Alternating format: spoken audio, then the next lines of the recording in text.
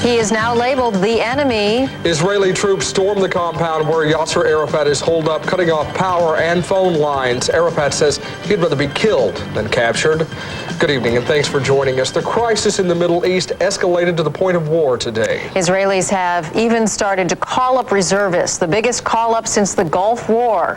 What's the Bush administration's position in all this? Beverly Kirk reports from Washington. Israeli Defense Forces attacked Palestinian leader Yasser Arafat's compound in Ramallah on the West Bank, knocking down walls and firing shells. Reports say they exchanged gunfire with Arafat security forces. Arafat took cover in a windowless room as Israeli troops took control of the top and bottom floors of the building. In Washington, Secretary of State Colin Powell said Israel told him it doesn't plan to occupy the compound on a long-term basis and that the troops are looking for terrorists and weapons. We asked the Israelis to show the necessary restraint with respect to that activity so that they do not put Chairman Arafat's life in danger. Israel's actions come in response to suicide bombings this week that killed 30 people in 3 days. The most recent attack occurred today at a Jerusalem grocery store.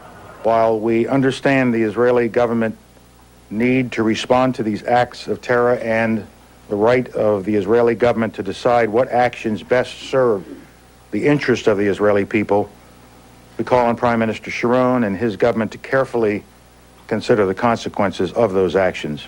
Secretary Powell said President Bush condemned the bombings, adding it's this kind of terrorism that's standing in the way of U.S.-led efforts to bring peace to the region. Nothing can get started. No political process can take hold in the presence of this kind of continued terrorist activity. Powell called on Arafat to do more to stop extremists and to make clear to Palestinians that the violence must end. Beverly Kirk, NBC News, Washington. And Secretary Powell says he has guarded optimism progress can be made toward ending the violence. The conflict in the Middle East is having ripple effects locally. A number of Quad Cityans have connections to the area. KWQC's Matt Davis has been talking with them and joins us with more. Hi, Matt. Hi, Mike and Marcia. For Quad Cityans with family in the Middle East, the past few days have been anxious at best, and many say it may be a long time before there is a peaceful solution. Killing will bring more killings. Violence brings more violence. Muscatine's John DeBeat says it's an ugly cycle. Like the rest of us, he's watched the consequences of violence unfold over the past several days. He says it's clear neither side is winning.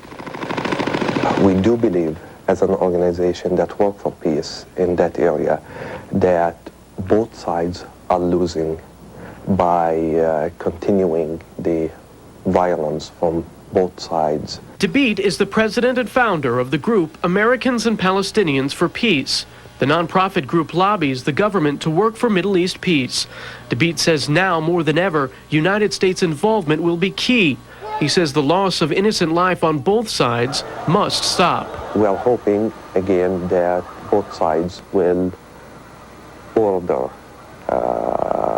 their people to stop the violence. Now, I just got off the phone with Davenport's Rabbi Henry Karp. He was just in Jerusalem a few weeks ago. He says because of suicide bombings, no one there feels safe anymore. And he says over there, every day feels like September 11th. And the Israeli action is no different than the U.S.-led attacks in Afghanistan.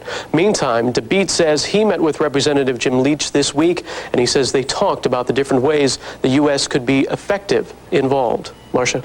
Thank you, Matt.